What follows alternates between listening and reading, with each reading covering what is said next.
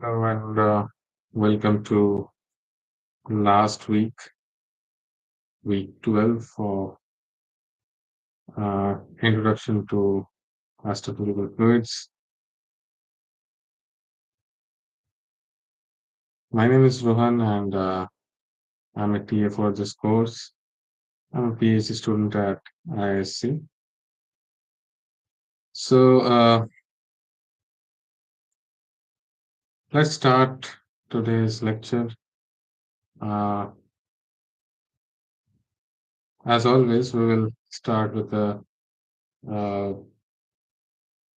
brief recap of the previous week and let me know if you have any questions. And then we will move on to this week's content.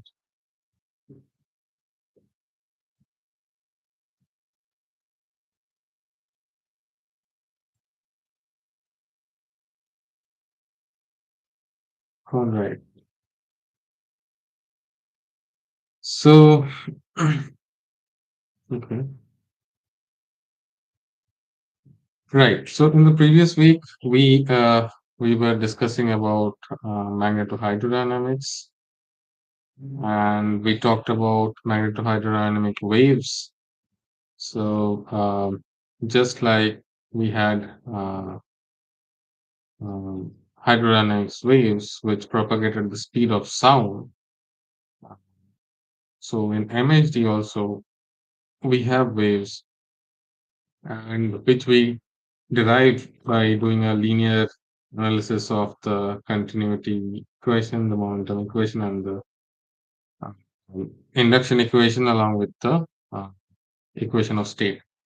So from there, we eliminated this magnetic field V1 and uh, rho 1. Well, sorry, rho 1, and then use this equation, which can then be transformed into a matrix equation like this. And now this is just a matrix uh, uh, equation which can be solved, and the solution is that the determinant of this matrix is 0. And by taking the determinant of this to be 0, we get three solutions, which corresponds to the three waves. Um, and the three waves are respectively called the Alfvén wave, the fast and the slow magnetosonic waves.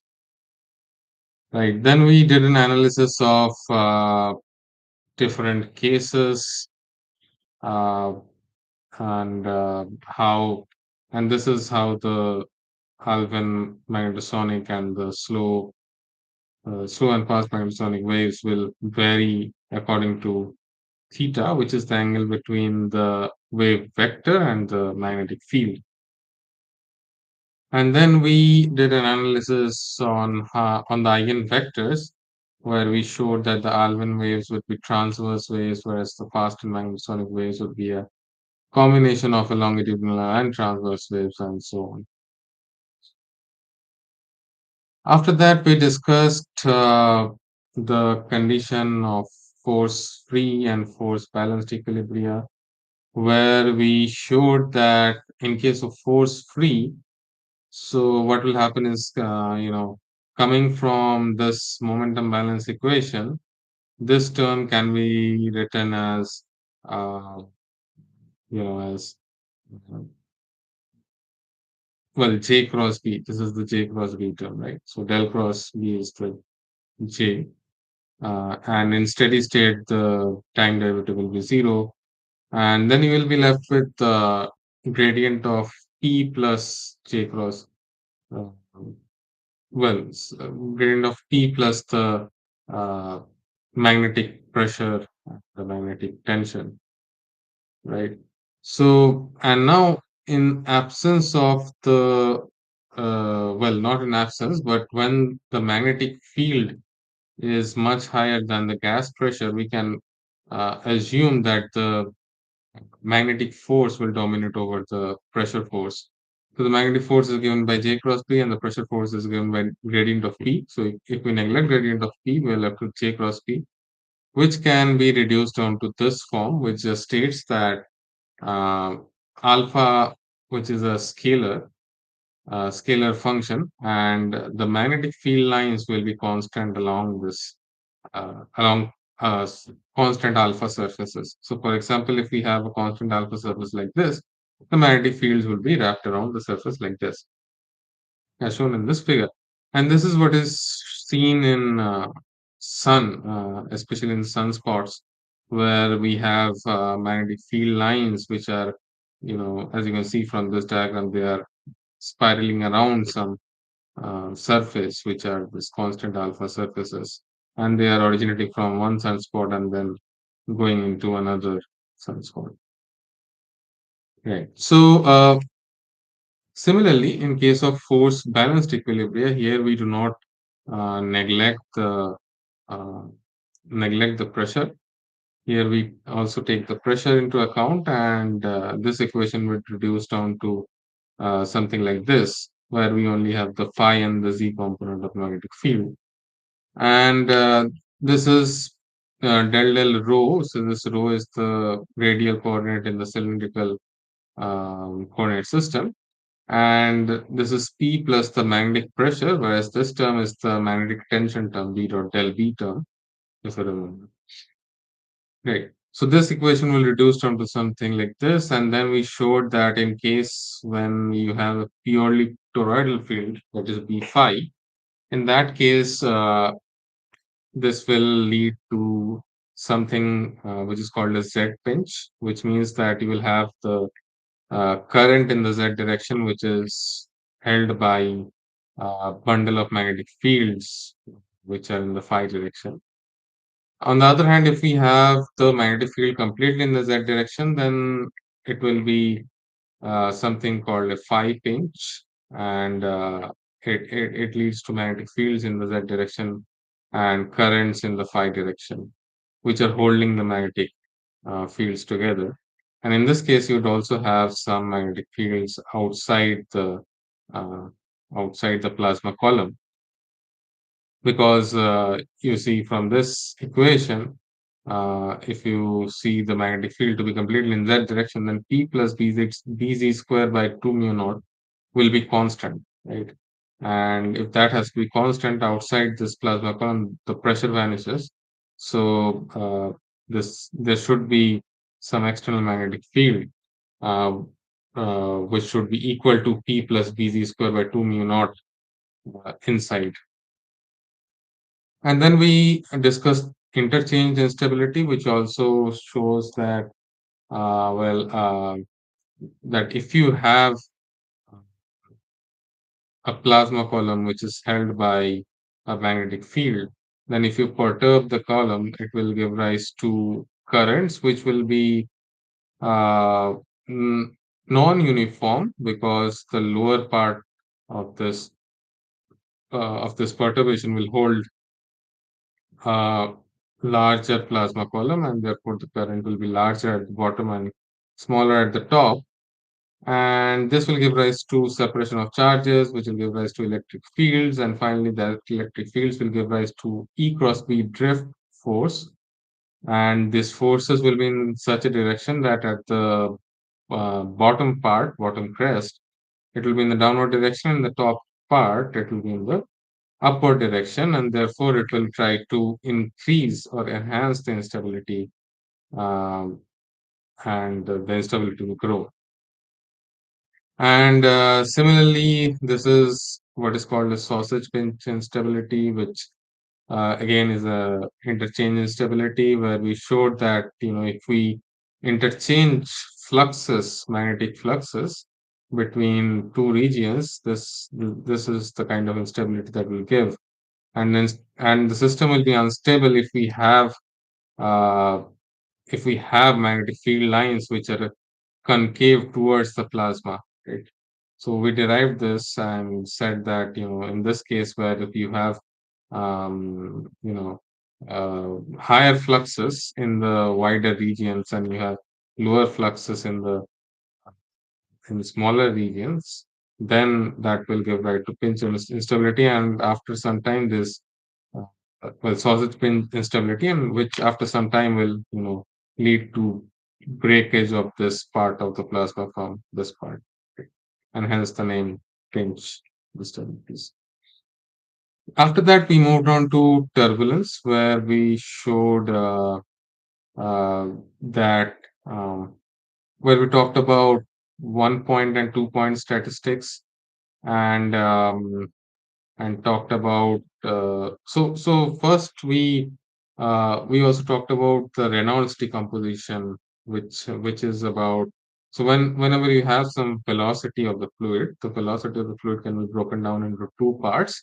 One is the mean velocity, and over the mean we assume that there is some turbulent or deviation from the mean, which we call the turbulent velocity, and that is represented by u prime from this equation, if you see, and and uh, uh, and the mu prime is actually the evolution of mu prime is actually given by this von Karman Howard equation, which we actually also motivated in our previous lecture of how this comes from, and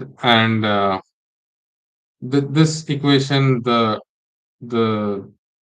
del t of u prime square average, that has a physical significance of the Reynolds stress, and this equation talks about how the which is actually a measure of turbulence, and how that turbulence uh, propagates in time, and that is determined by this uh, triple correlation factor and the dissipative factor, which says how the turbulence dissipates. Right? And we saw how the turbulence dissipates um, from the Kolmogorov analysis, where we saw that the energy cascades from larger eddies to smaller eddies, um, and that determines uh, uh, the energy exchange that is determined by the viscosity, right? And the length of the eddies and the velocity of those eddies. And finally, we derived how the energy uh, of energy dissipation of the eddies depend on the wavelength or the wave number. And we derived the relation of famous Kolmogorov minus 5 third law, which states that the energy as a function of wave number, E as a function of k, is proportional to k to the power of minus 5 by 3, which is shown from this diagram, right? And here this relation, this is actually k by k in log scale, and the slope here is minus 5 by 3. Okay, so that was it for till our last lecture. So this lecture we will talk a little bit more about turbulence, and finally at the end we will discuss about dynamos,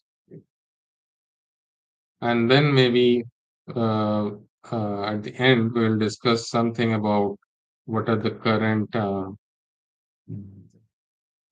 areas of research in turbulence and dynamos. So okay, so yes. Okay, so this is some analysis that was also done in the lecture. So I'll just briefly go over it. And this is also given in the book by Arnab Rai Chaudhary, chapter chapter 8. Right? So in case you want to go back and see that, you can do it.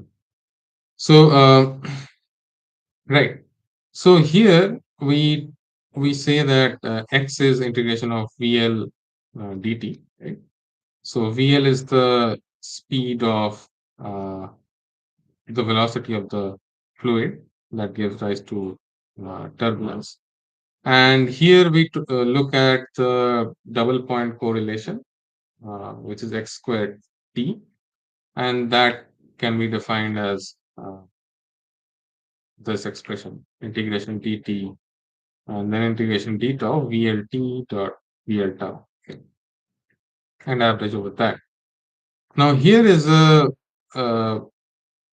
an assumption that we are making that the velocity will only depend on time and will not depend on space, and that is coming from the assumption of statistical homogeneity and isotropy. So then we can write this as this, where r is tau minus t, where tau determines the correlation time, right? So the way it works is that uh, let's say that the 2 points um, in the fluid, two x's, are correlated only up to a certain time, right? And after that, the r value will become zero, right?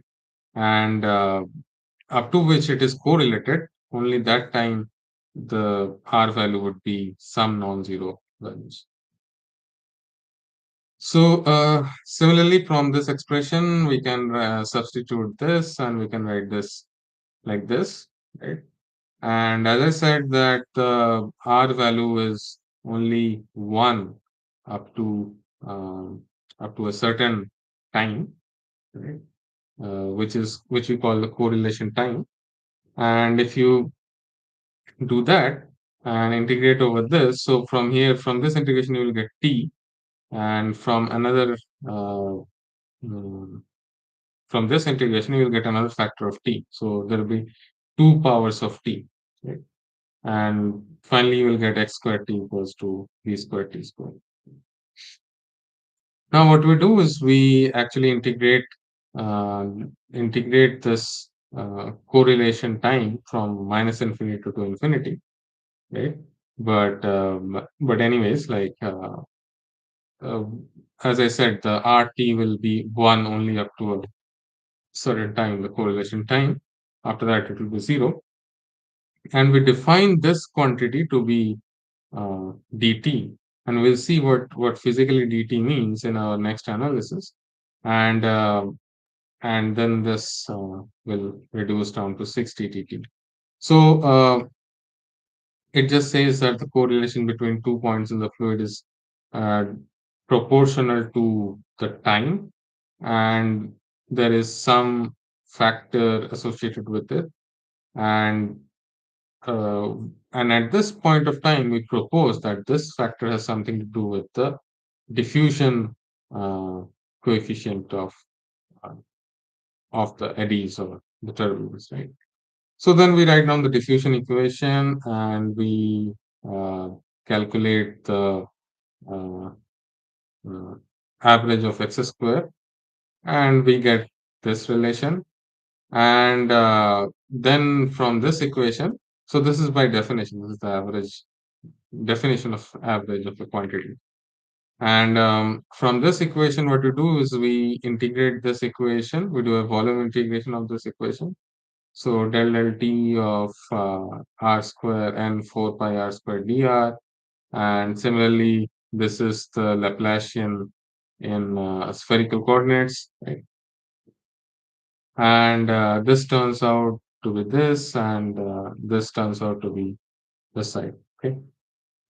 Now, yeah, so this, if you see, and if you um, sort of, so this is actually the form right over here. So if we just divide with this thing, the denominator, we'll get the x squared t, right? And if you divide this side by the denominator, so the denominator is this, or you can think of like taking this term to this side, and then this will give you x squared t average, and that is equal to 6 dt. So this uh, dt coefficient, which was defined by this, like this, is synonymous with the diffusion coefficient, and this determines the rate at which the turbulence diffuses, or the eddies diffuses, or the cascading rate of the eddies. Okay, so yeah, that was it about turbulent diffusion. Now coming to now looking at uh, this turbulent viscosity in fluids. So now we start from again the. By the way, this analysis is also given in Arnav Raj's book in chapter 8. But at the end, we are going to do something new, which is not given over here, which is the mixing length theory. And we'll talk about some of the implications of this and what could be the possible applications. But let's start from here. So this is simply the Navier-Stokes equation, right?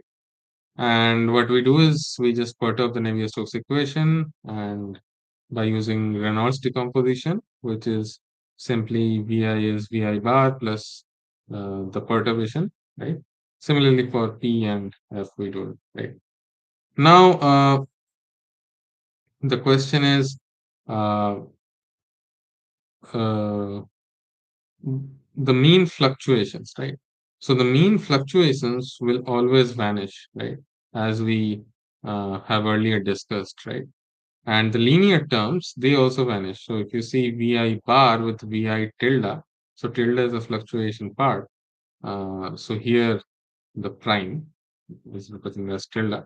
But anyway, so this is the fluctuation part. So the linear terms will also vanish. So what will survive is actually the nonlinear terms, or the 2-point correlations, as we also understood from the previous lecture, right?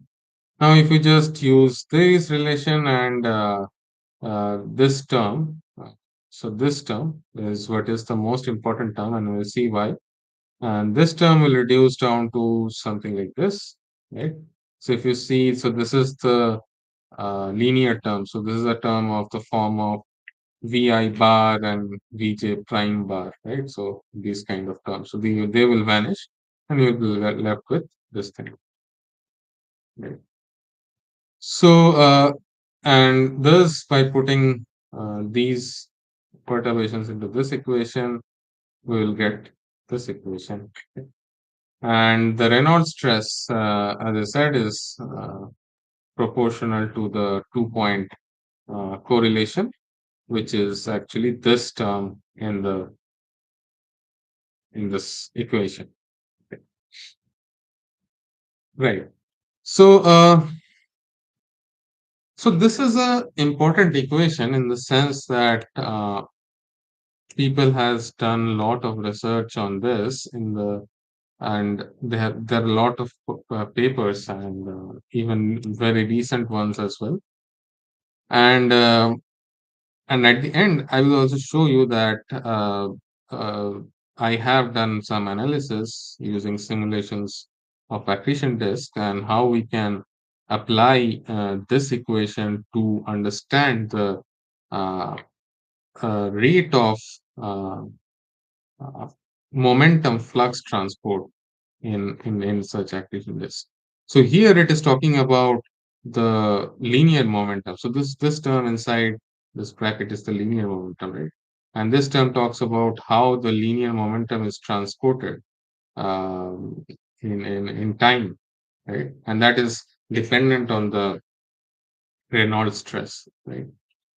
So if you have magnetic field, uh, it will become more interesting, right?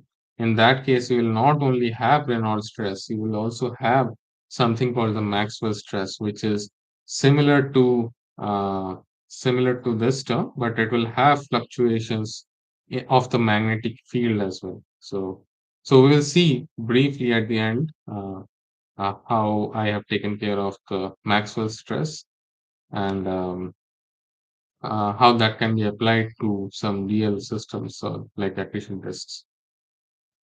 Okay, so right now, this is simply just taking the ddt of this term, right? And so this is the approximation that we're using. We're just saying that the Reynolds stress is proportional to the diffusion rate times the del V del X J, right? So this is an assumption that we are making, and because so why we are making that assumption? So this is an important point that we should understand. So for example, like we saw um, from this von Karman-Haworth equation that the the double correlation or the Reynolds stress uh, is not very easy to mm, evaluate because this will involve correlations of third order, right? And the third order correlations in turn will have uh, fourth order correlations, right? So, so somewhere we need to you know provide a closure, right? So we cannot go on evolving higher and higher orders, right? So here what we do is we just assume that this Reynolds stress is directly proportional to dvi dxj plus dvj del xi. I mean, we are just doing this because to maintain symmetry, right? So this is a tensor which should be symmetric, and uh, we are just adding this term to preserve that. Okay, so okay, so now we understood why we are uh, doing this transformation. But why only this transformation? So this has a physical meaning to it. So if you think about it like this, so let's say you have a shear, right? So for example, in accretion disks, so you have matters which are rotating, um, right, and rotating in the disk, and you have uh, let's think of it in a cylindrical coordinate system. So you have the radial direction and you have the phi direction, right? So now what will happen if you look at two different layers, two layers which are at radius r and which are at radius, let's say, r plus delta r.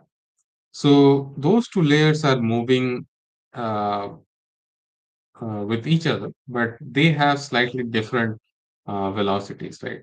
So what will happen is that the layer uh, which has higher velocity will try to drag the layer which has lower velocity, and on the other hand, the lower velocity layer will try to drag the um, higher velocity layer to become slower, and so on. So you see the shear stress or this shear is actually proportional to uh, what is the velocity of the layer and what is the basically the gradient of velocity. Not exactly, it's just not exactly dependent on the velocity, but the gradient of velocity from between the two layers. And that gradient of velocity is represented by del V del X, right? So if you are looking at the shear in an accretion disk on the disk plane, so then you should be looking at del VR del phi, right? Or del V phi del R. Right? So that will give you the shear, and that is the shear which is responsible for transporting angular momentum along the accretion disk. Right. Right. So this is an important point for many other astrophysical systems as well. For example, galactic dynamics and stellar rotations. So galaxies also rotate, right? So galaxies can be thought of as a gas which are rotating. They can produce shear or Reynolds stresses. which can be understood using this. Similarly, stellar rotation. Yeah. Okay, so now talking about the mixing length theory. So what it says that if you have so this is nu t. Nu t is of the order of Vt Lt, where Vt is the turbulent velocity, Lt is the turbulent length scale or the eddy's length or mixing length, whatever you call it. And nu t is the viscosity, right? And this is the so we will shortly derive this how this comes about from this analysis. And but one important application of this mixing length theory is that um, is in accretion disks where I think we have talked about this in the standard disk given by Shakura. So they talk about the alpha viscosity parameter, which is proportional to Cs times h. Cs is the sound speed, h is the height of the disk, or in this case, this could be thought of like the length scale of turbulence, right? So so the so the velocity is assumed to be Cs, right, in the mm, in accretion disks, and the length scale is assumed to be h, and this gives the viscosity as alpha CSH. Alpha is just the proportionality constant, right? So we need to understand why the viscosity should be proportional to the velocity and the length, right? So let's go back to the notepad.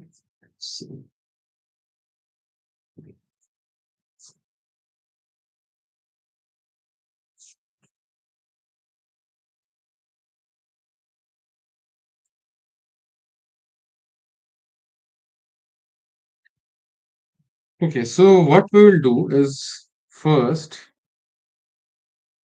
let's say this is the y-axis, right? And we will have different layers of fluid, just like we have in any system which has differential rotation. So these are different layers of fluid. And all these different layers will have different velocity. And let's just say that, the bottom layer has the highest velocity. And therefore, this layer will drag the upper layer with it. And the upper layer is going to slow down the lower layer. So on. Okay. And so, as I said, the this is the x direction, by the way. So we will assume that velocity is completely in the x direction. So the turbulent velocity I'm writing is greater than like this, right? And the fourth layer, similarly for the fourth layer, it will be like this. So this is our system, right? Yes.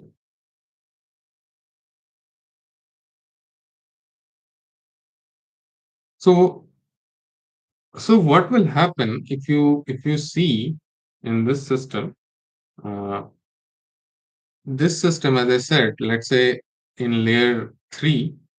So let me number the layer one, two, three, four. So what will happen as the layer three is dragging the layer two with it, right? And the layer two is slowing down the layer three.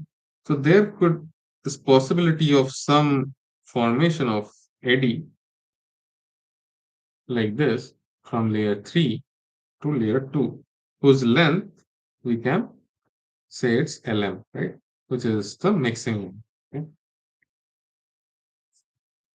Okay. Okay. So this is our uh, system, and based on this system, we are trying to see the prove the mixing length relation. Okay, so let's say we have an eddy at height y,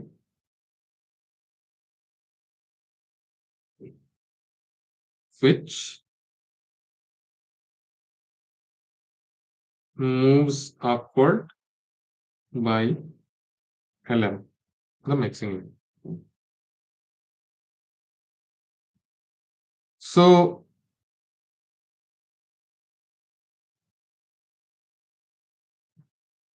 let's look at the mean velocities. So this is the mean velocity of the eddy at the source and the mean velocity of the eddy at destination, right? So the eddy starts from here where the mean velocity is Vxy and the eddy goes at to distance y plus Lm where the mean velocity is this thing. Now, well, we can just do a simple Taylor expansion of this thing, and this will come out to be something like this. Del x del y, right? We're just considering up to first order, right? Now, we can calculate the deficit of velocity between the eddy and the surrounding. Okay.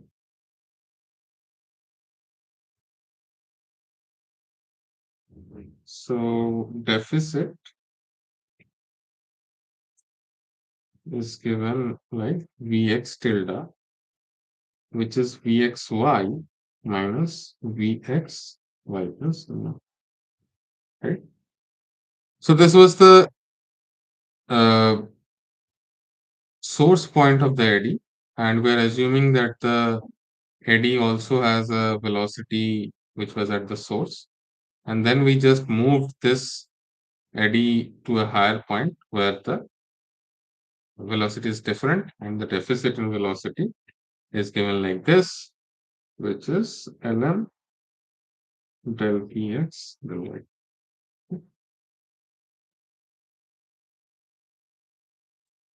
So what this means is that if del Vx del y is greater than 0, right? So, so in this case, Vx increases with y, right? So del Vx del y greater than 0. So that means that the velocity increases downwards. So an eddy moving upward will appear faster, right? So this layer has higher velocity. So if you take this eddy to this layer, so this will appear faster than the surrounding, and hence creating a positive fluctuation, right?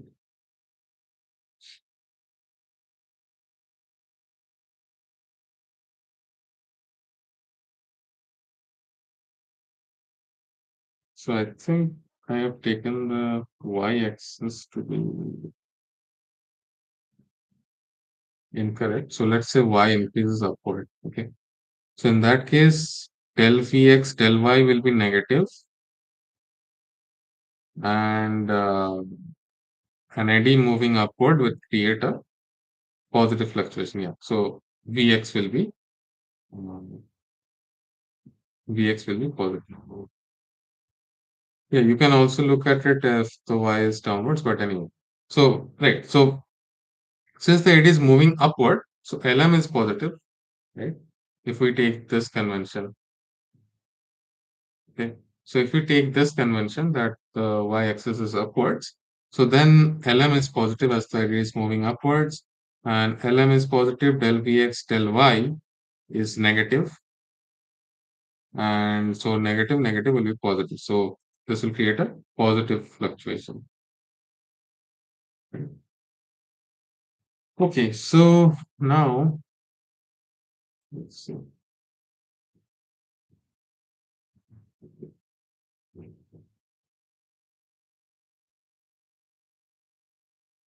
So we already stated that the mean velocity of the fluid in the y direction and even in the z direction is 0, right? So, so now we want to calculate what is the fluctuation of velocity in the y direction. So will it still be 0, or will it be something non-zero? Because you see, we have moved this eddy from a lower layer to upper layer. So that we need to have some velocity, like this is creating some fluctuation of velocity in the y direction, right? So that fluctuation is proportional to this thing, right? So this is just a qualitative argument, right? So the fluctuation will be proportional to uh, the length by which the eddy has been moved, and should be proportional to the velocity gradient as well, right?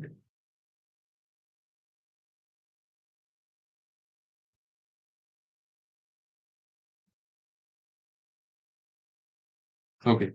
So so again, so if you see from here, so that if the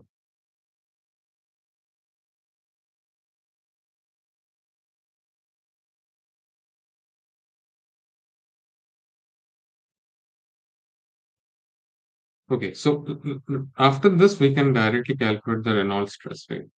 So the Reynolds stress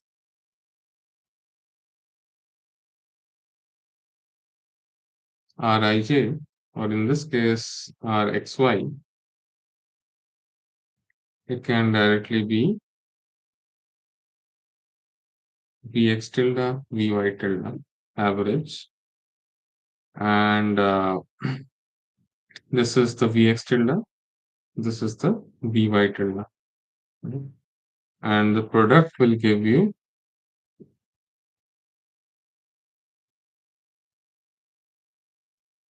minus Lm square dvx dy dvx dy, right? Here's this thing. Well, this could be plus or minus both,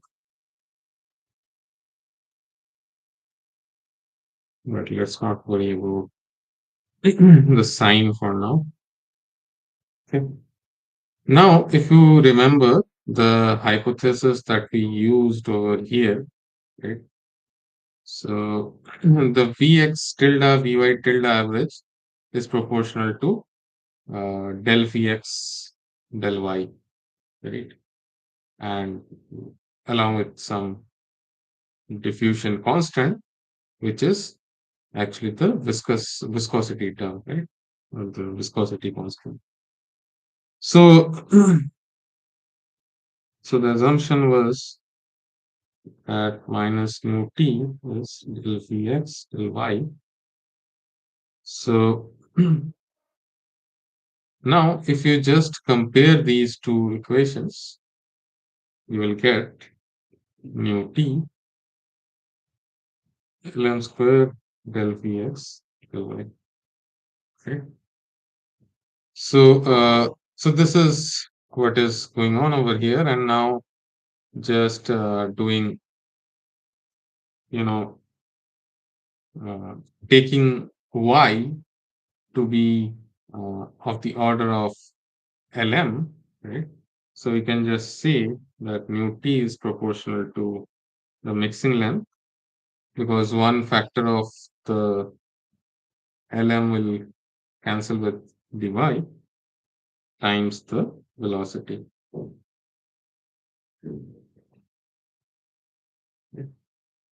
So this is the mixing length theory, and as I said, this could be applied in accretion disk, where they talk about the viscosity, which is proportional to Cs times H. And this alpha term is called the alpha viscosity, which is just a proportionality constant.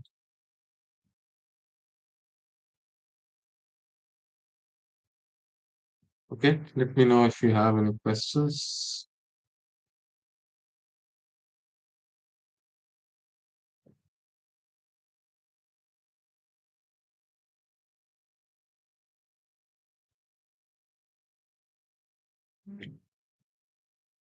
Okay, if not, we'll move on to the next topic.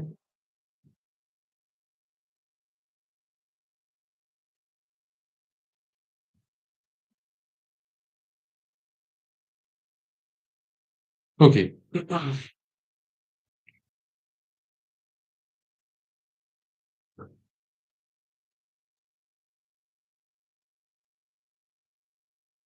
Right. So here we want to study about turbulence in MHD. So far we are only looking about turbulence in hydrodynamics. Now we want to see what would change if we consider magnetohydrodynamic equations. So as I said, you will have some extra terms over here. If you do this, you can do the same analysis, um, and here you will get additional terms of the magnetic fields, and you can do the same analysis with the magnetic field as well. So you'll get some extra terms, which will be which can be recognized as the Maxwell stress, and there those terms will uh, contain the laminar part of Maxwell stress as well as the turbulent part of Maxwell stress. So the turbulent part has to do with um, the the perturbations in magnetic field, whereas the laminar part has to do with the mean magnetic field. So we will see that about in the end. But here there is a we want to do a not so rigorous analysis, but we just want to have an idea of what's going on. So these are the incompressible resistive MHD equations. And if you look at this term, this equation, which is the induction equation, so you see that we have a term which determines how the magnetic field changes in time, and another term which is the resistive term. And we have discussed this before, and it just says that if you have a high resistivity, the magnetic field will decay over time, right? And we took a ratio of this nonlinear term, which is giving rise to turbulence, and this term, which is the resistive term, which is uh, helping in reducing the turbulence. The ratio of these two terms are called the magnetic Reynolds number, unlike the ratio of this term in hydrodynamics, which was called the just the Reynolds number. So, as I said, that these are the terms which are giving rise to the non-linearity in the systems. So, for example, V dot del V, and if you expand this term, right, as we have done before, so this will give rise to two terms, V dot del B and B dot del V, right? Under the assumption that del dot V and del dot V is zero. So this term will reduce down to V dot del V plus B dot del V, and which also uh, contributes to the uh, turbulence in the systems. So, right. So another point to mention over here is that uh, um, even if you start with a system which has uh, little magnetic field, and we'll actually come to that in dynamo again. But the point is that if it just comes from this equation, is that if you start with a very small magnetic field, or which could be small fluctuations, that could give rise to very high magnetic field, provided that the resistivity is low, right? Or the magnetic Reynolds number is high because of these two terms, which is v dot del v and v dot del v. So if you see, there is a coupling between the velocity and the magnetic field. So if the velocity is non-zero, this would couple to the magnetic field, and this would give rise to high magnetic field starting from small fluctuations, which is actually the basis of dynamo theory. Okay, so as I said, that the Reynolds number uh, is a measure of turbulence, as it introduces as it uh, is the ratio between the nonlinear term and the resistive term. And for high Reynolds number flows, the nonlinear term will dominate, and hence the system will be turbulent.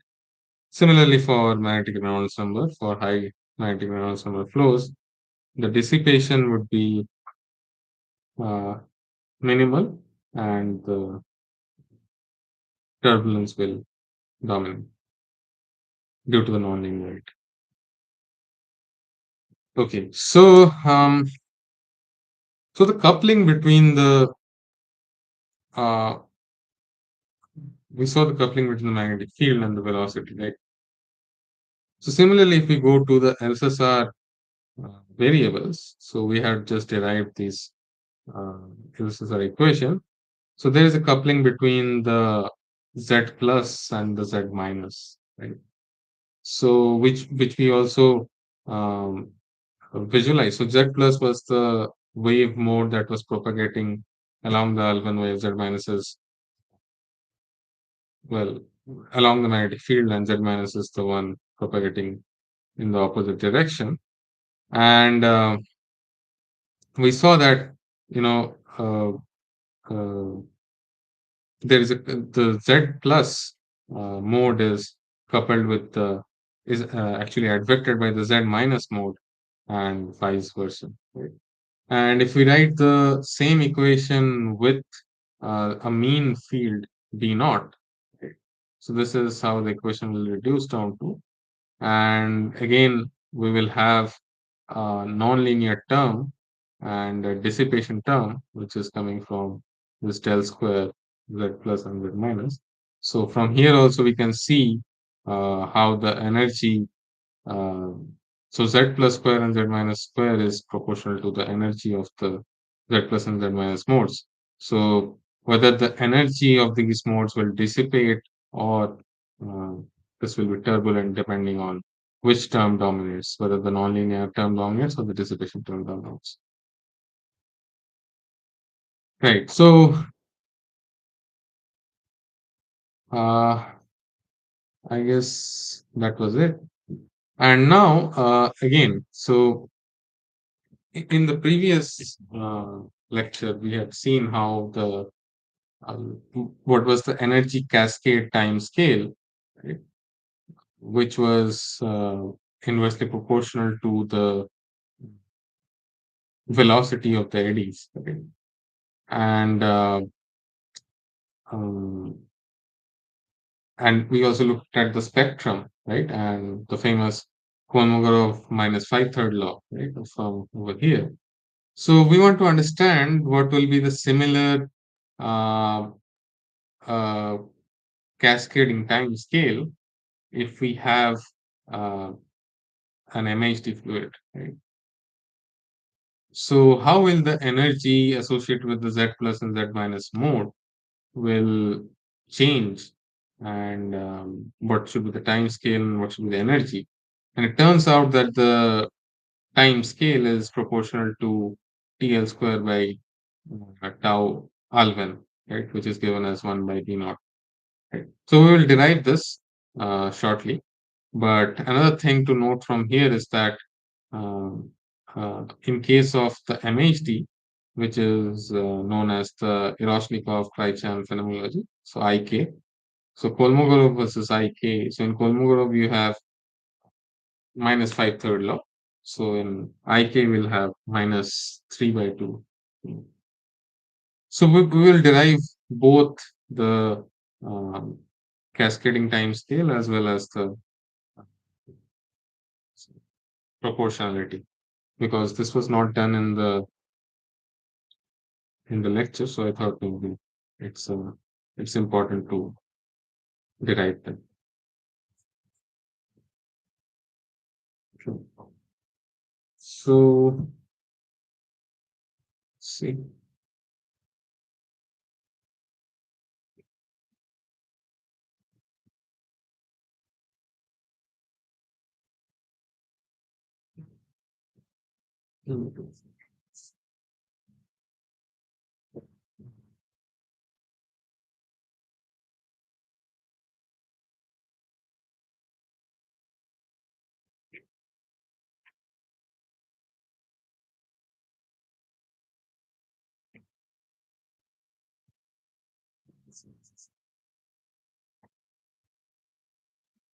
So the Alfvén time scale is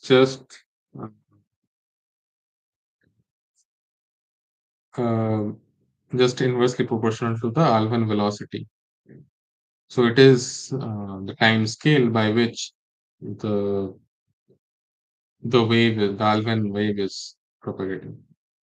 And I think we have used VA and B naught synonymously, just like in the lecture.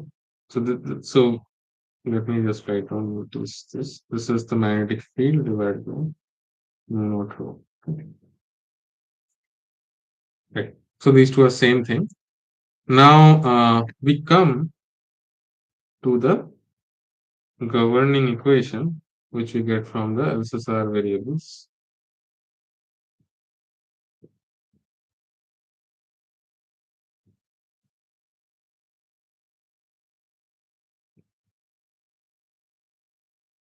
Okay. So this is B naught dot. So this is the LSSR variable. Okay. And see.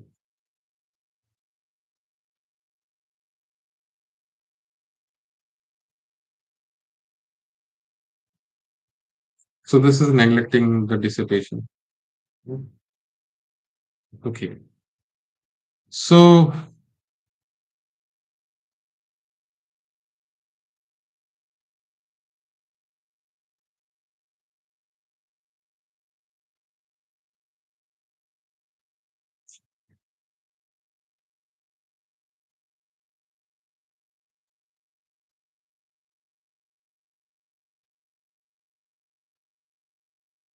right. So if you remember, we were talking about the modes Z plus and Z minus. Right? So we can think of these two as wave packets. Right?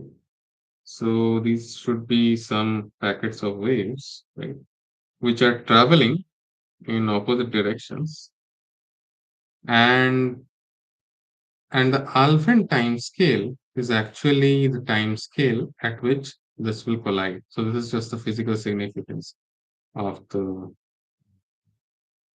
Alfvén time scale. Right? Actually, the relative velocity is 2 VA, so they will collide at 1 by 2 VA time, which is actually half the Alfvén time scale, if you want to be very accurate. But this is of the order of Alfvén time scale, right? So we'll say that these two wave packets will collide uh, at this order. Right? Okay. Now,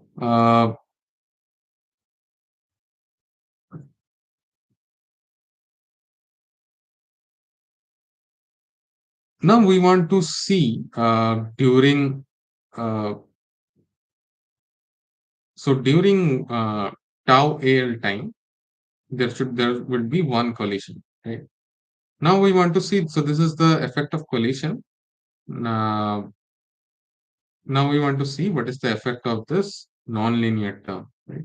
So just what we want to do is Z minus dot del Z plus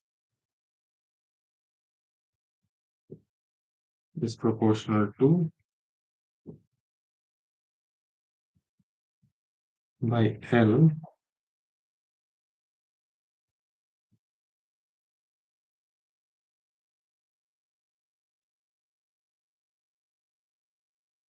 right?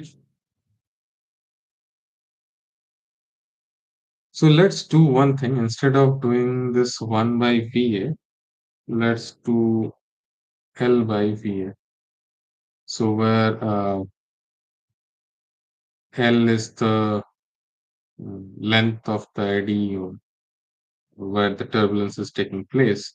Let's take this length scale because right.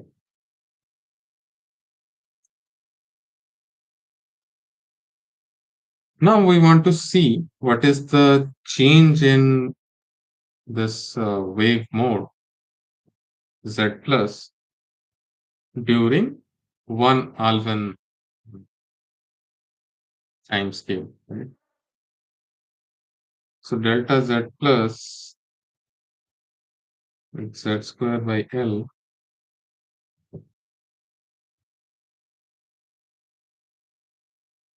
into tau L. Right? So where is this coming from? So let's go back to this equation. So it just says how the uh, z plus or z minus changes with time is proportional to this nonlinear term, right? And this nonlinear term is of the order of this, and this can be thought. Let me use a different pen. This can be thought as z plus over time, and this time is the Alfvén time scale, right? What is the change in z plus delta z plus over time in that? And that delta z plus is written like this. And if you go ahead and solve this, so this is L by PA, so this is ZL square by PA, right?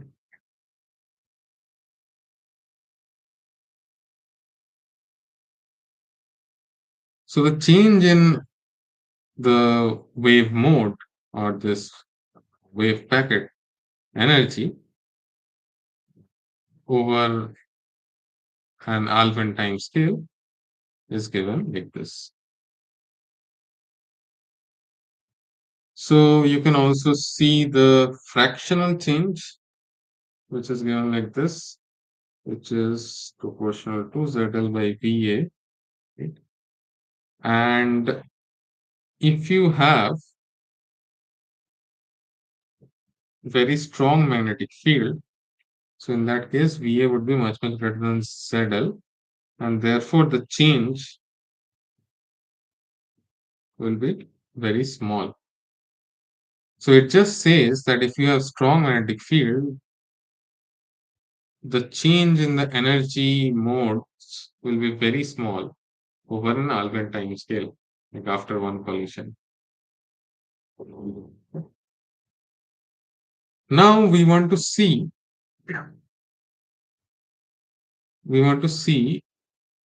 how many collisions are needed uh, to have a significant change.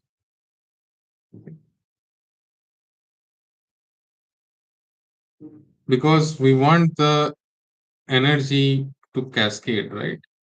So after multiple collisions, the energy will, drop down, and we want to see after that we want to see uh, what should be the spectrum. And okay, so before that, let's calculate the rate at which the energy is cascading. Okay, so let's say we have n collisions, right? And after that, after n collisions, we want to measure what is delta z by z, and that is given as n times zl by va, right? and which should be equals to 1.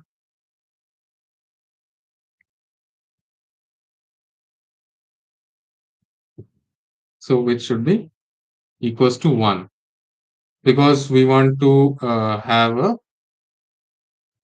like mm, so if this is equals to 1, so then we can say that this is a change of order unity. So delta z will be then equal to z. Okay. So that is what we consider as the significant change.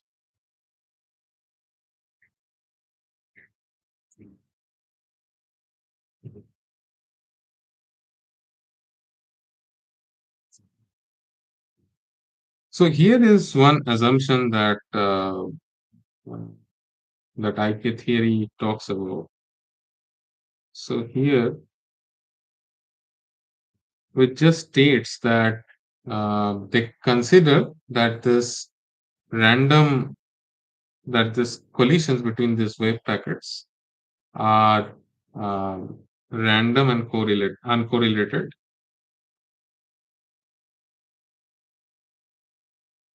and this can be modeled as a random walk. And in case of a random walk, the total change is actually not proportional to n, but is proportional to root n, right? And so I'm not going to derive it. So this just comes from statistics, but this is just one assumption that they considered. And from there, uh, you can calculate what should be the number of collisions needed for energy cascading in MHD. So if this is equals to 1, so then n will be proportional to PA by ZL whole square. Right.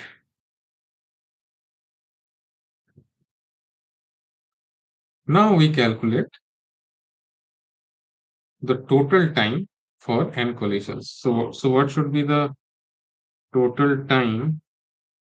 So for one collision, we have the Alfvén length scale time.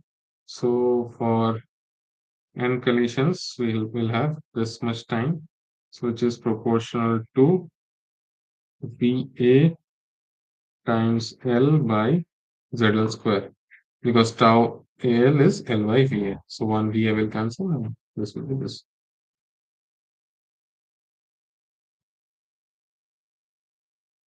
Okay, now we introduce another parameter which we define as the eddy turnover time, which is defined as 1 by ZL.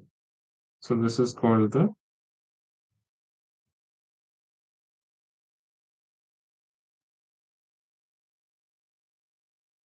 eddy turnover time, right?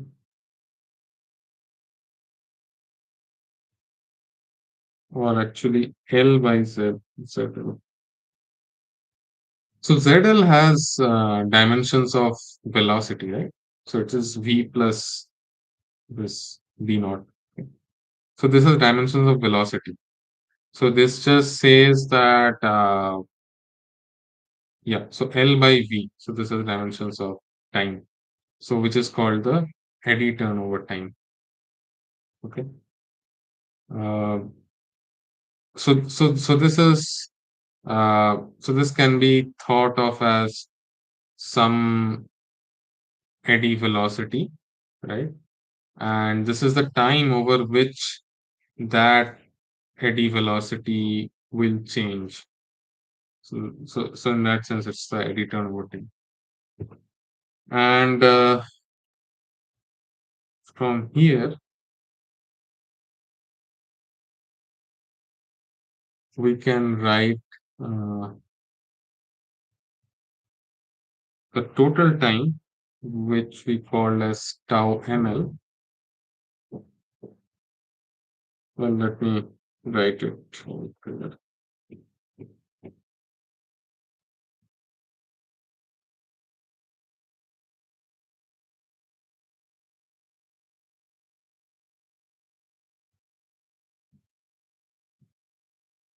So tau NL, which is the total time for n collisions, as VAL over ZL squares equals to L by ZL VA by ZL, and L by ZL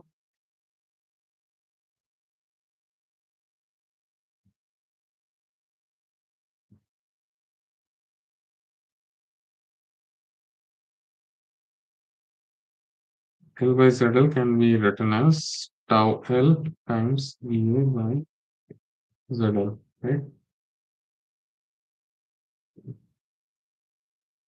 Okay, so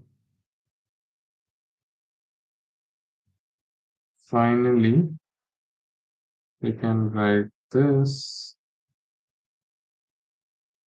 Wait a minute. So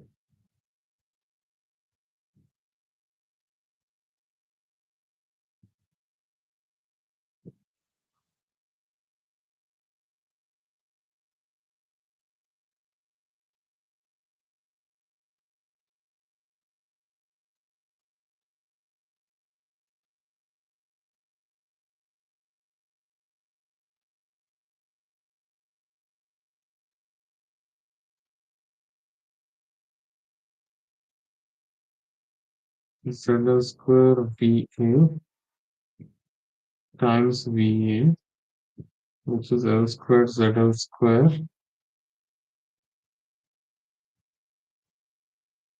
L square by ZL square.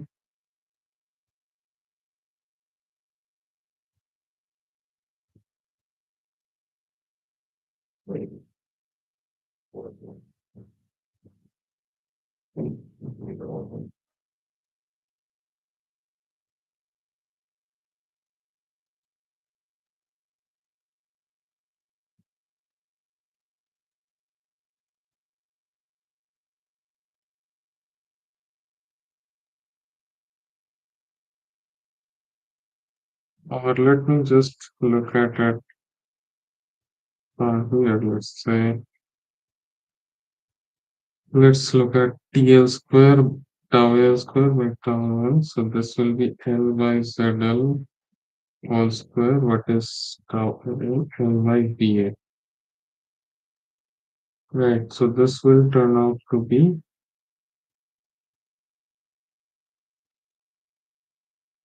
right. So this will turn out to be VAL by ZL square. Right.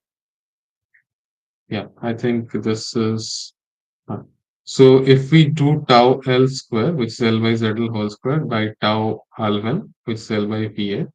So and simplify this, VA will come up, L square will cancel with 1L. So VAL by ZL square, right? Which is same as this thing, tau NL. Okay. So yeah, so these two are basically same, and that is where the relation is coming from, which we showed in the PPT.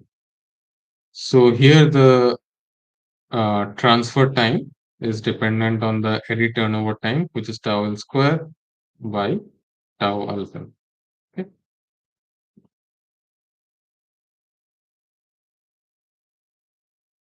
So one more thing you can see from here is that this is inversely proportional to tau Alfvén, and tau Alfvén is inversely proportional to the magnetic field. So higher the magnetic field, higher is the transfer time or the energy cascade rate.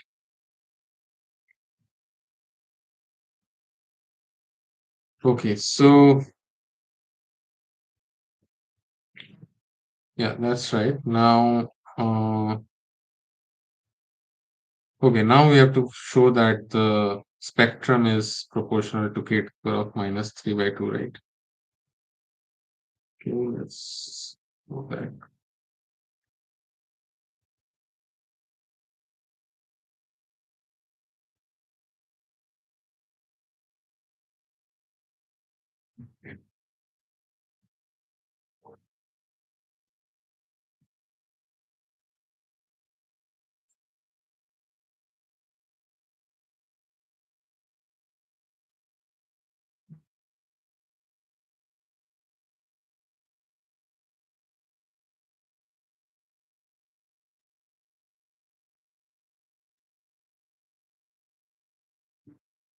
Okay. So just like Kolmogorov's reasoning, we would have an energy cascade, constant energy cascade, which is energy per unit time, right? Yeah, energy per unit time, actually per unit mass as well. Right. So this is, well, per unit mass. Yeah, that is right. So therefore, this energy cascade dimensionally should be proportional to ZL square because Z, as I said, is dimensions of velocity.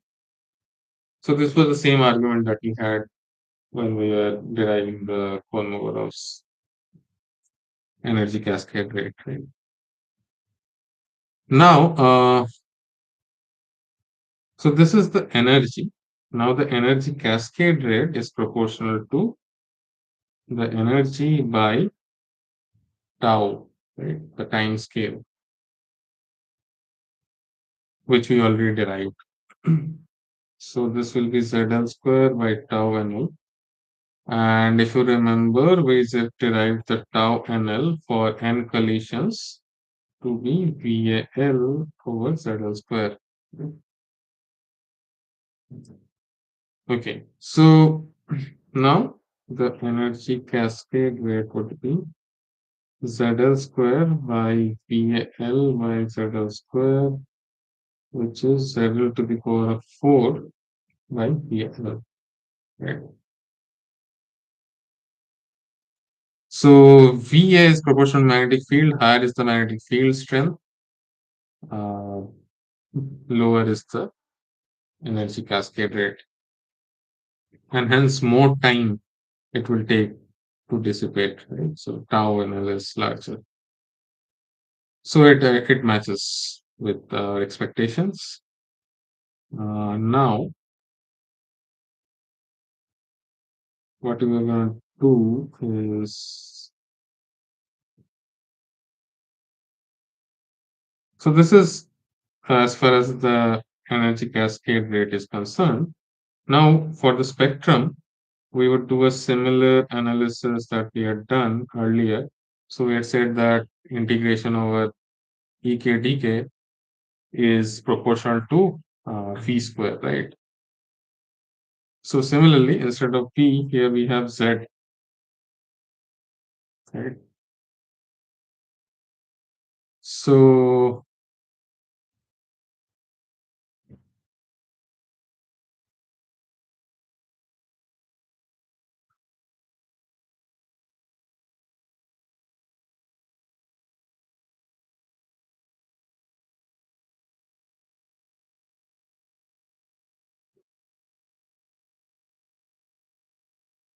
just so this is the proportionality EKK is proportional to ZK square, which is same as what we had done earlier in Kolmogorov cascade. So from here, let me just check that once. So from here, we can say that EK is ZK square by K, right? Now let's see what is ZK square in terms of um, in terms of epsilon, right? So ZL square is epsilon dot VA times L, which is coming from this expression. Oh, sorry, wait a minute. It's not, it's not showing.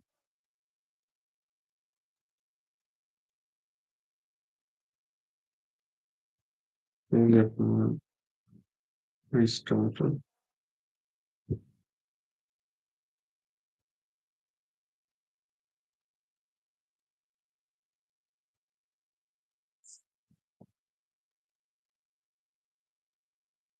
Okay. So, so from this equation, we can write ZL to the power of 4 is proportional to epsilon VAL, and ZL is epsilon VA whole to the power 1 by 4 L to the power of 1 by 4, right? Now we can write, so basically just from uh, linear space, we are just going to Fourier space, okay? So we are just replacing k with 1 by L. K is the wave number, which is inversely proportional to the length. So here from here we can get Zk is proportional to EVA 1 by 4, and instead of L to the power of 1 by 4, we would have k to the power of minus 1 by 4. So right, so this is an important thing to notice, and if you remember, the for Kolmogorov, for the Kolmogorov case, this Vk was proportional to k to the power of minus one third, okay, instead of uh, k to the power of minus one fourth here. Okay, so that's one difference, and from here we want to obtain what is this Ek. Okay, so we just put the value of Zk. So this is epsilon Va whole to the power of 1 by 4 k to the power of minus 1 by 4 whole square by k, right?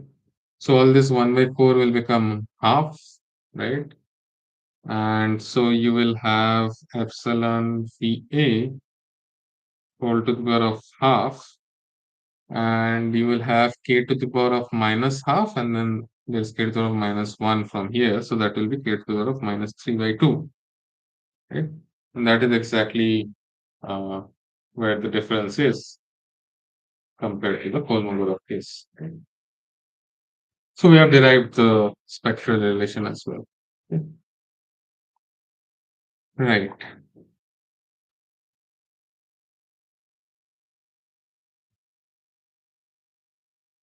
Okay. Now coming to um, astrophysical dynamos. So one more thing that I want to um, share uh, is this flux freezing theorem, which probably we have done it earlier, but uh, uh, but let's do it again.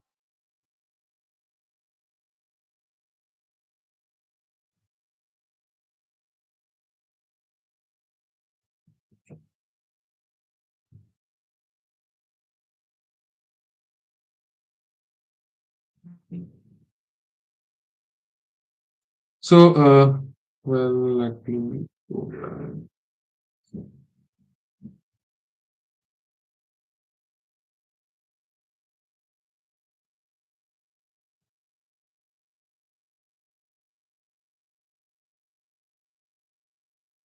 Okay.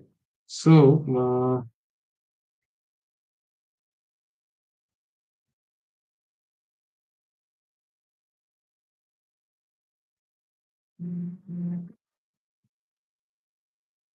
just give me a minute.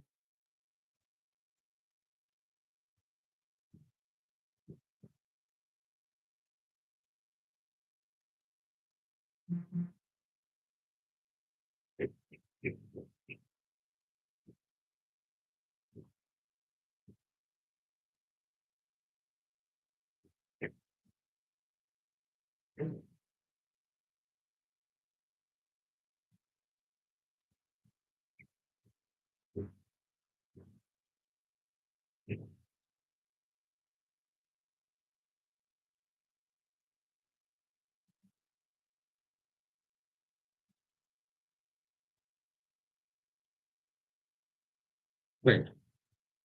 Okay.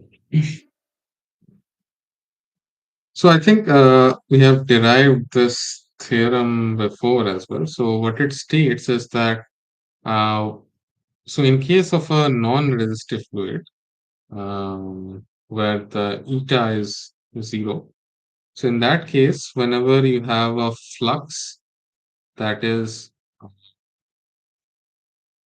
coming out of a surface in the fluid, that is going to be conserved in time, uh, right? So that is going to be conserved in time. So that just says that if you take the flux through this surface at some instant t, and if you take the flux through the same surface which has evolved uh, at time t plus dt, then the magnetic flux will be same, right?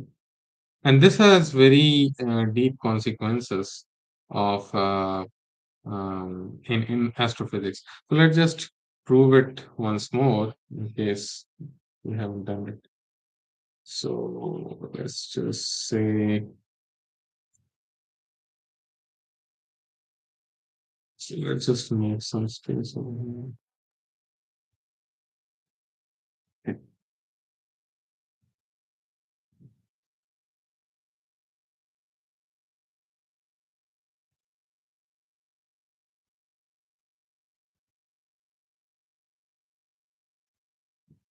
So we want to calculate the flux phi, how it changes with time. So flux is B dot dA, right? So if you from this surface T dot dA plus uh,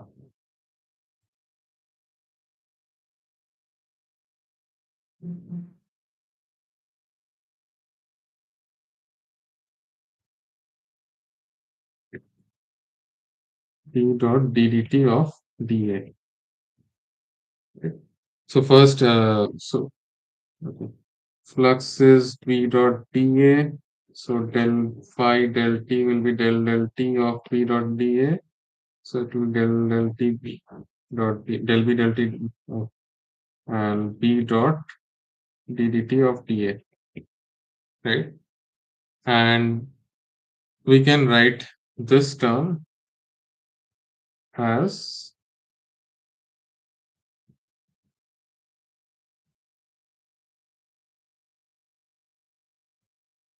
B dot u cross dl, right?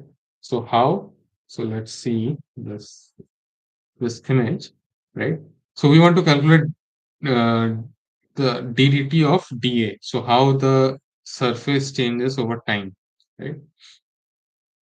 So if you uh, see that the surface has moved a length u dt, right, over time dt.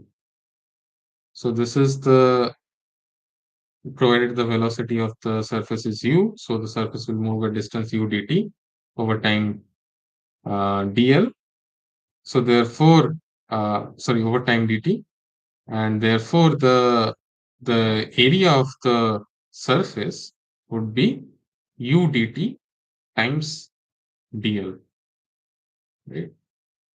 And if you take ddt of that, that will be u uh, times dl. And if you want to have the preserve the area correctly, that will be u cross dl actually. Okay, so now the first term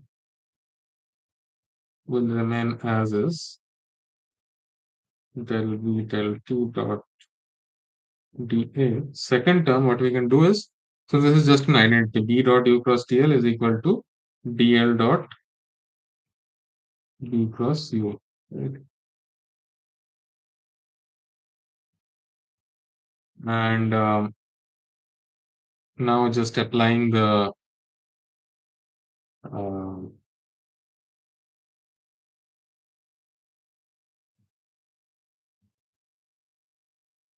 the theorem that del cross a dA is a dot dl, right? So using that theorem, we can have del B del T dot dA. Well, let me write this.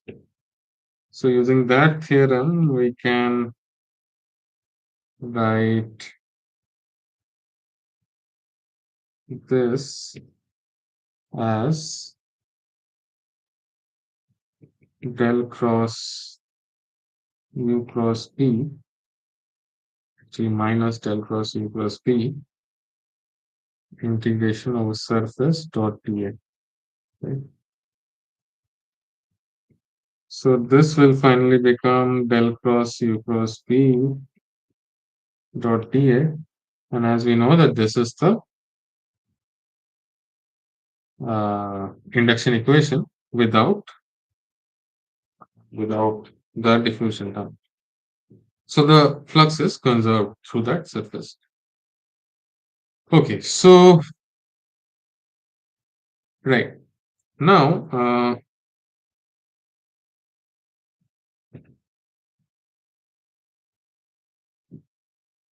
now we are going to talk about another. Well, let me talk about one of the consequences of this. So this just states that whenever some fluid is moving and if it's non-dissipative, so then the magnetic field, the fluid actually carries the magnetic field along with it in such a way that the flux is conserved throughout. Okay, so this is the consequence. So later when we see the simulations, uh, we will see some of the consequences and accretion disks. Right. So now we're just gonna study one more theorem, and then we are gonna uh, see about one dynamo process qualitatively.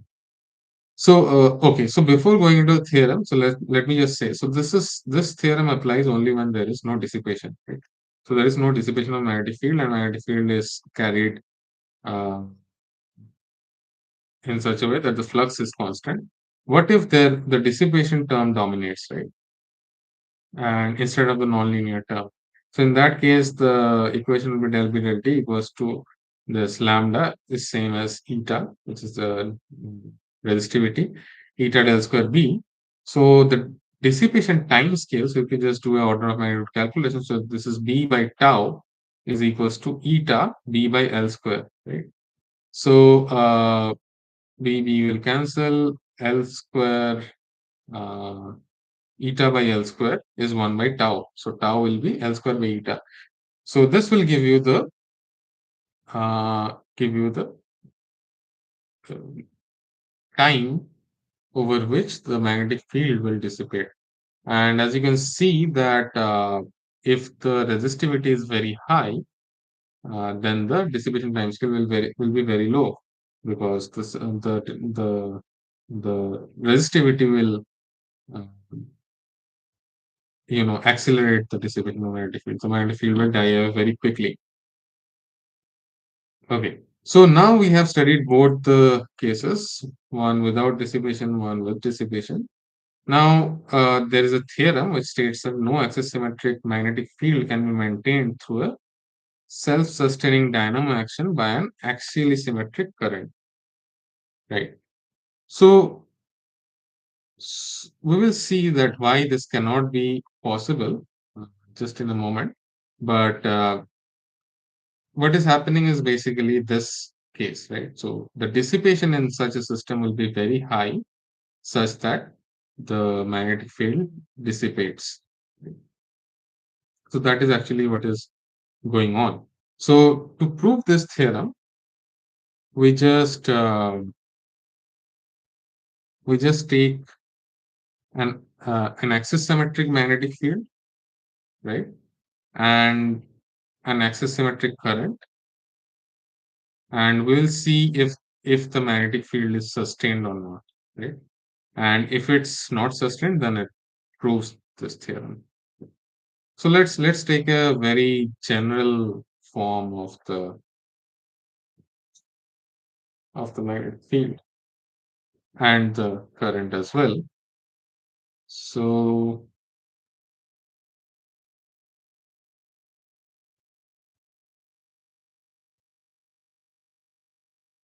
Let's see. So here we take the velocity to be of this form.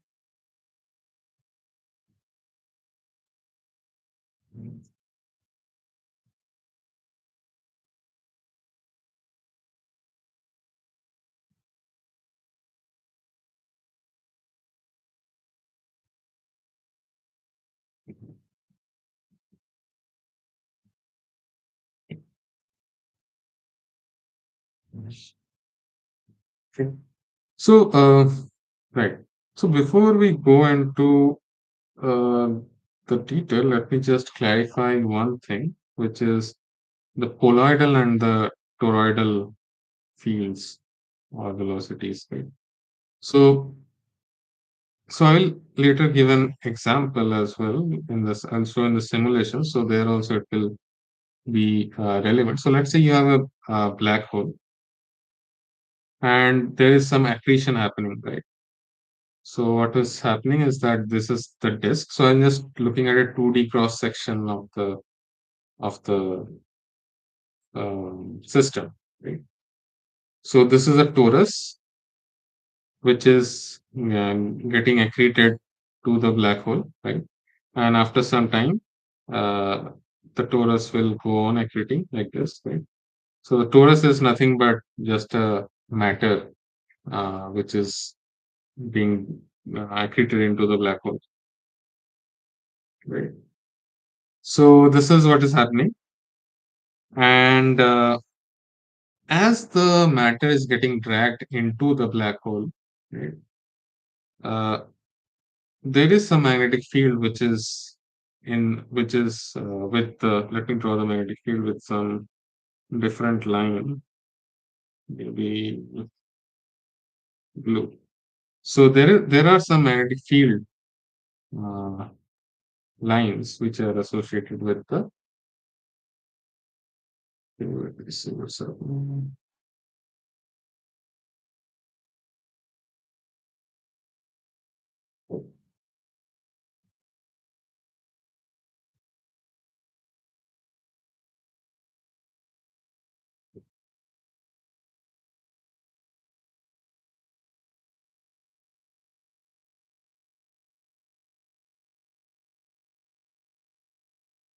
Okay, now it's showing.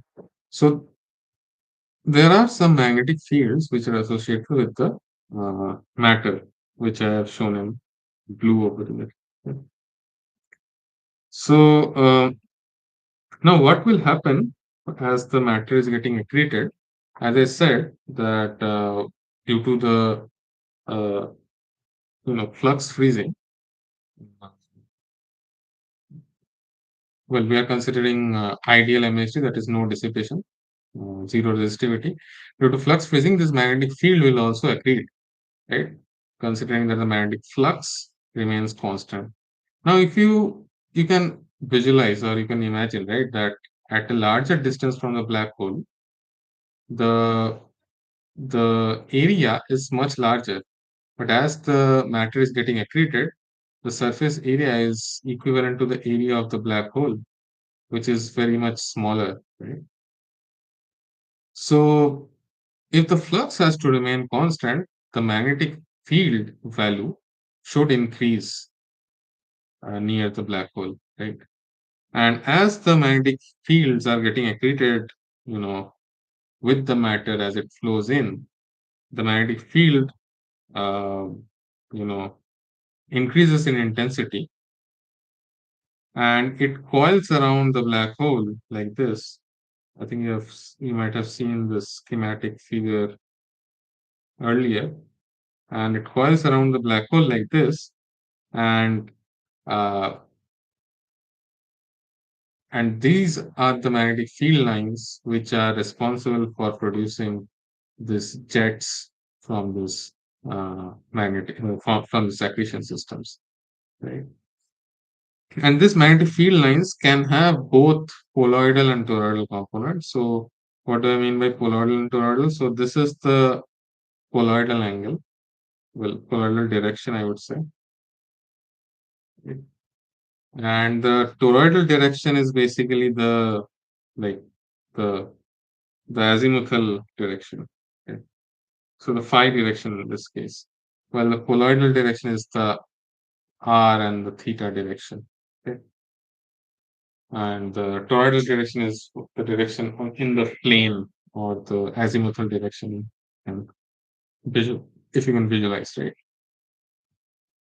Okay, so now why we are getting into this is because here, if you see in the velocity, so this is the toroidal component, and this will give rise to the poloidal component because this is the phi direction, and the poloidal component should be, sorry, toroidal component should be in the azimuthal direction, as I said, in the phi direction, and whatever is in the r and theta direction is the poloidal component, right? So you can think of this in another way. So, for example, be it magnetic field or velocity, B poloidal would be B r square plus B theta square, whereas B toroidal would be, well, square root of that. B toroidal would be V phi, just D phi. Okay. Similarly for velocity. Now, again, writing the magnetic field in this way. And again, this is the toroidal part, this is the poloidal part. And now we just use the induction equation, which is given like this. And using the induction equation, we just put the values of V and B over here, and you get the equation. You get um, two equations.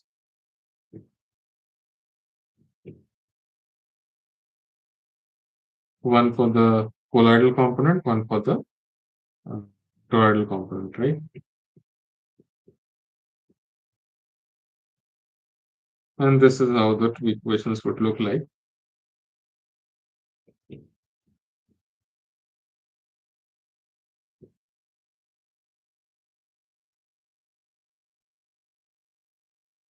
Okay. So, so here are two important things to know. So first is that um, let's consider this equation, right? The first equation. So here the toroidal component, sorry, the poloidal component, dp. So the poloidal component will decrease over time because of this dissipation term, right? Because of this dissipation term, the poloidal component will decrease over time. So A decreases, right? Now, if you see from here,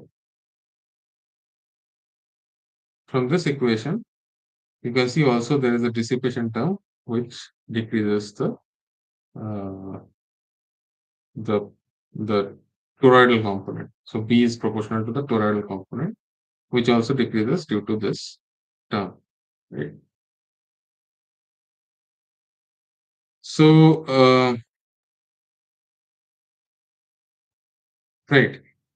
So therefore, we can see that both the poloidal and the toroidal component of the magnetic field decays over time, and and although this has a forcing term which is proportional to the poloidal component of the magnetic field, which is proportional to A. And since the poloidal component also decreases with time, the forcing term also decreases with time, right? So yeah, so that is basically the, so even this term cannot help help the toroidal component to grow. Okay, so this just proves our theorem, which states that no axisymmetric magnetic field can be maintained through a self-sustaining dynamo action by an axisymmetric current. Okay. Right. So now, just coming to the last part of our discussion is this Parker's dynamo. So I will not go into detail of this. I'll just discuss this qualitatively. So those who want to look into this into more detail, I would suggest you refer to the book by Arnab Rai Chaudhary, chapter 16. So there, they had some quantitative discussion on the on this dynamo theory as well.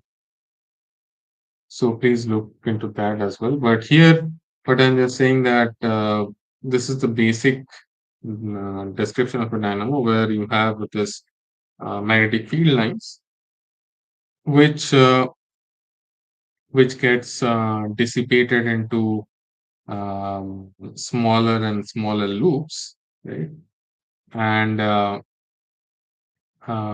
initially, if we have this toroidal field due to turbulence, uh, this will dissipate into smaller loops, and which will give rise to this poloidal field.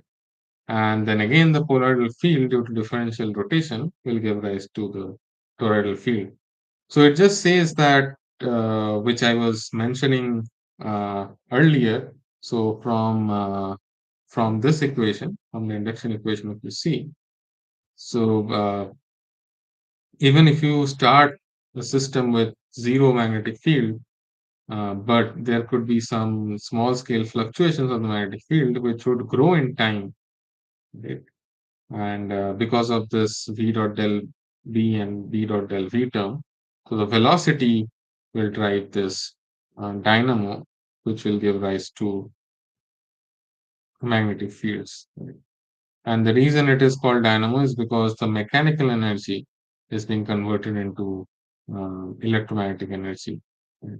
And the mechanical energy is due to the velocity of the fluid, which is being converted into the magnetic field of the fluid. Right? So that is the all the content that I wanted to cover, and we will just end this talk with some motivation for current astrophysical research on this turbulence and yeah, on turbulence. And actually, this is my own ongoing work which I'm doing, and which might give you a feel for the for how to apply these concepts into some active research or some astrophysical systems. So okay, let's see. So this is an accretion system which I just explained a while ago, where, as I said, we start with a black hole at the center, and we see the matter accrete. So this is just a cross section view, the side view of the accretion disk. So, and this is the top view, the bottom panel. So the reason you see three images are because these are some, well, I start these three systems with different initial configurations. And by initial configurations, I mean different magnetic field. So, for example, this case is the one where I have a larger magnetic field, and this case is the one where I have smaller magnetic field, right? So, I can't show it here, but the smaller magnetic field is giving rise to some turbulence, which is called magnetorotational instability, or MRI, right? And so, which we'll see in the next slide, maybe. And this is the one with the higher magnetic field, which leads to accumulation of higher magnetic field near the black hole, right? Whereas this leads to a accumulation of lower magnetic field near the black hole. Because I was discussing about flux phasing, right? So if you start with even a lower magnetic field outside, as it goes near the black hole, since the area decreases, the magnetic field will increase, right? But if you start with the already high magnetic field outside, the magnetic field would be near the black hole would be even more higher. So this is the uh, highest magnetic field. So, and this is the sort of you can think of as the lowest magnetic field, right? So due to accumulation of high magnetic field near the black hole, it would give rise to these what are called magnetically arrested disks and mags, right? And as the magnetic field accumulates, you would have so magnetic fields are like rubber bands, right? And they would not uh, not want to stretch, so they will try to prevent the matter from coming in, and that's why you see this uh, eruptions in case of this magnetically arrested disks. Whereas in case of this low magnetized systems, you would see mostly steady flows. So these are some of the simulations that I've done uh, using a code called R. So let me know if you want to know the details about this, or if you have any other questions on these simulations. Uh, Anyway, so right. So again, if we compare the highly magnetized systems in the top panel and the lowly magnetized systems in the bottom panel, so these are some intermediately magnetized systems, if you can think of that. And so what I'm plotting is just that 2D cross section, and this is the density. The color represents the density in log scale, right? And so what we'll be looking at mainly are the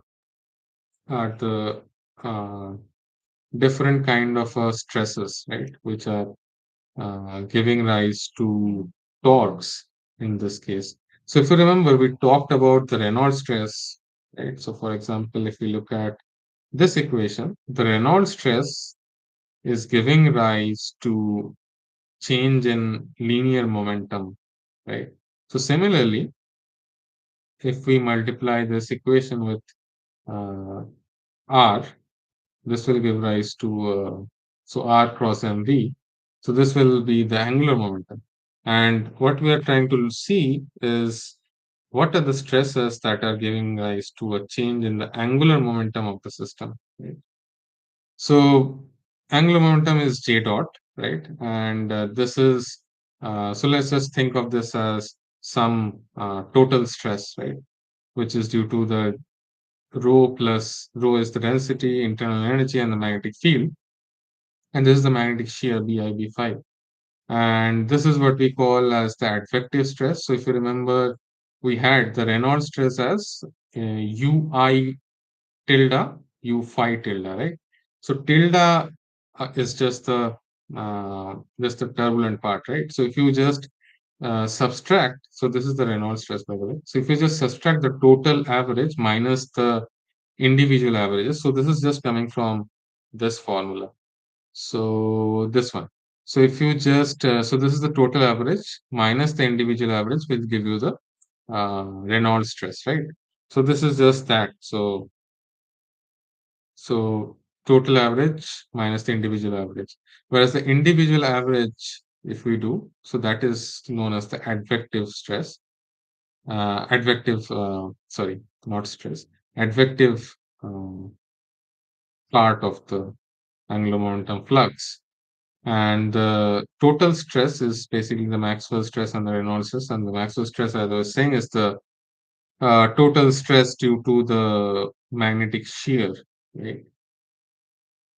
And and this magnetic shear is the extra term that is coming in magnetohydrodynamics.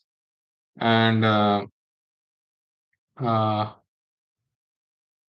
and yeah, so all these different components would give rise to angular momentum flux, change in angular momentum flux, J dot, and which is actually proportional to torque. So if you just um, coming from high school physics, the change in angular momentum is equal to the torque applied to the system.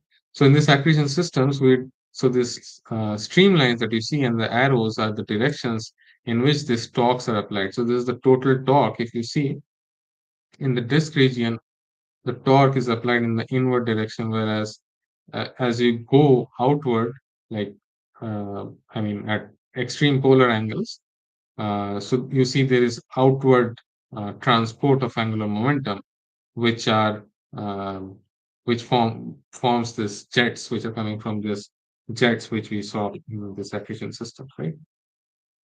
So even in the simulations, if you see, so as the matter accretes, the matter is accreting from here, but there is some jet which is producing in the in the in the polar direction, right? So these are the jets, are the regions where the angular momentum flux is transported outwards, and as you go from the highly magnetized system to the lowly magnetized system, you can see formation of these eddies, right, or circles, right, which we studied, right? Whereas here we don't see much formation of these eddies, right? Because these are highly magnetized systems which actually smoothen out the eddies. Right? Similarly, this is the total angular momentum flux. You can look at other components, which are the advective part and the stress part, and so on. And and if you, and one thing to notice, the stress part um, is responsible for driving the angular momentum flux outwards, and the effective part is responsible for inward flux, at least in the disk region. Okay, so I guess that is it for this week, and this was the last week, and so these are the references. This is the reference for accretion only, but for the turbulence and for the turbulence part, I would suggest you go through this book by Arnab Rai Chaudhary, The Physics of Fluids and Plasma. I mean, most of the lecture has been taken from this book only, right? So for today's lecture, you can go through chapter 8 and 16, right? Whereas for overall plasma, I would say this is a very good book and you can uh, have a look at this one. This one. Okay. So yeah, I guess that was it from my side. Let me know if you have any questions.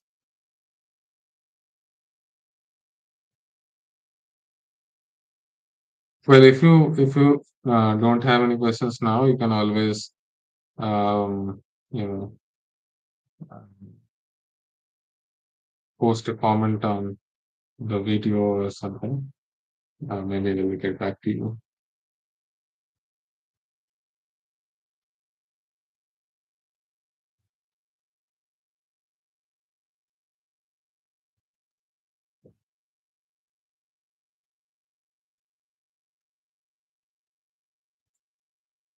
Okay, if you don't have any questions, let's end the call now.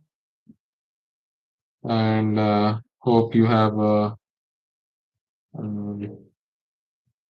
hope you have good learning, and and I hope you go through some of the books and as well as some research papers just to get an idea of what are the ongoing research that are going on in this field. And feel free to contact me as well if you want any help. And yeah, so this is a interesting experience for me. I hope it was the same for you. And so these are some of the active areas of research which we covered in this. And as I said, so feel free to contact me as well uh, if you want to uh, know more about some topic. And all the best for your exams. So thank you.